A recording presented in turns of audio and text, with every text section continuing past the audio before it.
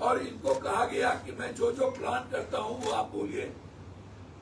पप्पू यादव जी के अमुक आदमी का नाम लीजिए कि पटना में हमें मिले थे, नहीं तो जेल में बंद कर देंगे। गाली गलौज की गई। एसपी साहब पर पटना से प्रेशर दिया कि आप वहां पर ये प्रेस कॉन्फ्रेंस करें। आज जब हम आए तब ये आए कि मेरे जान को खतरा है, फिर मुझे परेशान किया जा रहा है। मैं ना आपको जानता था।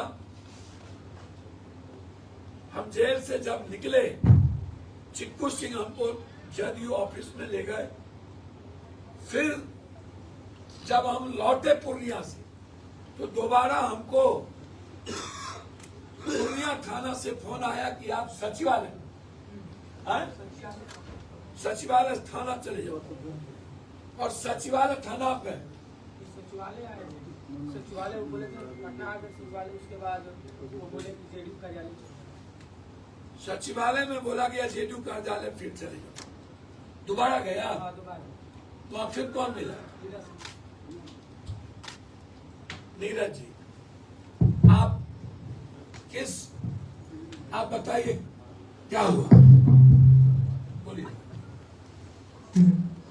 देखिए, कुछ दिन पहले मैंने दिसंबर में आदरणीय सांसद मोदी जी को धमकी तो मैं दिया था, लेकिन हम अपने समाज के बीच और पूरे देश के सामने में रखना चाहता हूं कि जो घटना हुआ सांसद महोदय की किसी के नेताओं का हाथ नहीं था, बल्कि ये प्रशासन और जेडीयू और आरजेडी का हाथ था। और 1 दिसंबर को जो घटना जैसे हुआ उसको मैं बता रहा हूँ कि पहले हमको पटना बुलाया गया आरजेडी नेता के द्वारा, और फिर चिक्कू सिंह जो है आरजेडी के नेता है, उन्होंने हमको जेडीयू दफ्तर ले गए और वहां के प्रवक्ता है जेडीयू के नीरज सिंह जी, उनसे मिलवाए। तो नीरज सिंह जी ने हमसे मिलके बोला कि काम करना है, तुम्हारा भविष्य भी बदल जाएगा। तो मेरे में भी गलती है, मैंने कुछ गलती किया कि मैंने सिखावला में मैंने गलती कर दिया, लेकिन वो लोग हमको 2 लाख रुपया और भविष्य में नेता बनाने का बात नीरज सिंह जी ने खुद कहा था अपने मुंह से। सीसीटीवी फुटेज के जाने का नहीं। मैं वहाँ 2-3 बार गया और वहाँ के जो एमएलसी है जेडीयू के नीरज सिंह जी से जब वीडियो बनाने गए थे, बुलाए थे तब, और जेल से आने के बाद फिर हम नीरज सिंह जी से मिले थे। तो मैं दूसरा जो बार मिले तो वो कहे कि तुम एक काम करो, चुनाव की तैयारी करो, तुम चुनाव लड़ो। हमने कहा ठीक है सर, कहाँ से? तो बोले राघोपुर से। तो मैं इसलिए बोला हूँ कि मेरा उम्र क्या हो रहा है, आप लोग बताइए। मैं गरीब परिवार से आता हूँ, मैं यादव परिवार से आता हूँ और मेरा उम्र भी नहीं है और मेरी जान की भी खतरा है। तो मैं ये भी कहना चाहता हूँ कि मैं अपने नेता जो हमारे समाज के एसपी जैसा हमको 1 तारीख को रात में 10 बजे भरतपुर थाना ने पकड़ा, 2 तारीख को पूर्णिया एसपी थे जो थाना है वो हमको ले गए थे। वहाँ हम 7 बजे रात को पहुंचे तो हमको आधा घंटा रखा गया जेल में।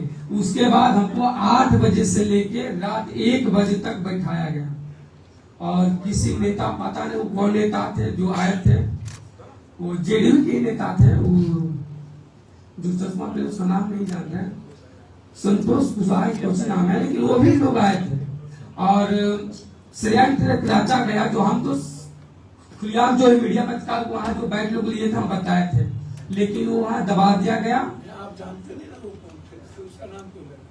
नेता को आए। हाँ, नेता को आए थे। उसके बाद फिर एसपी ने अपने तरीके से प्रेस कटेंस किए और हमको तो बेल दिए जेल थाना से ही। तो मेरा मोबाइल भी जब्त कर लिया गया। मैं मोबाइल मांगा तो नहीं दिए और बोले कि अगर सच्चाई को सामने लाओगे तो हमको गाली गलौज और उल्टा शब्द भी बोला गया जो हम नहीं रख सकते हैं। और फिर उसके बाद थाना से ही हमको फोन आया 1 महीना पहले कि पटना आओ, मैं पटना आया तो फिर हम कहा सर कहाँ आऊँ, पटना तो हमें पहुंच चुका सचिवालय। तो बोले जेडीयू दफ्तर चल जाओ। तो मैं गया तो इस चुनाव का जो मसला है तो नीरज सिंह जी खुद कहे तुम चुनाव लड़ो। तो इसलिए हम बोले कि मेरा उम्र क्या हो रहा है, हमको फंसाया जा रहा है और मेरी जान का भी खतरा है।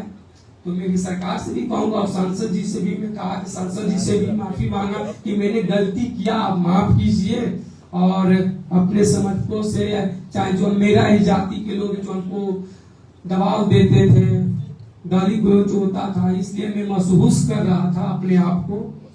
तो इसलिए नीरज सिंह ने नहीं, बिल्कुल 2 लाख रुपए हमको नहीं, 2000 रुपए के जो चला था न्यूज में भी वही मिला है। और जो पैसा नीरज सिंह जी भी हमसे पूछे हैं कि पैसा मिल गया है, तो आरजेडी के नेता ने पैसा को रख लिया।